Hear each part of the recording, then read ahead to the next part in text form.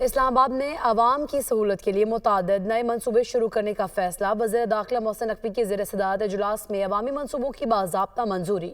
Traffic نظام کو مزید بہتر بنانے کے لیے فیض آباد انٹرچینج کی ری ماڈلنگ کا فیصلہ۔ فیض آباد انٹرچینج کی توسیع اور مزید ڈولنز بڑھانے کے پروجیکٹ کی منظوری کر دی گئی ہے۔ فیصل چوک کے مقام پر ٹریفک کے بہاؤ کو بہتر بنانے کے لیے انڈر پاس کی تعمیر کا فیصلہ کیا گیا، جبکہ بلو ایریا میں مکمل شدہ پارکنگ پلازے کو جلد فعال کرنے کا فیصلہ بھی کیا گیا ہے۔ محسن نقوی کی جانب سے فوڈ اسٹریٹ اور پارکنگ پلازا کے لیے بہترین بزنس ماڈل تیار کرنے کی ہدایت بھی کی گئی ہے، جبکہ شہر کے دیگر مقامات پر پارکنگ پلازوں کی تعمیر کا فیصلہ بھی کیا گیا۔ مقامات کی نشاندہی جلد کرنے کی ہدایت۔ وفاقی وزیر داخلہ محسن نقوی کی زیر صدارت CDA میں اہم اجلاس ہوا۔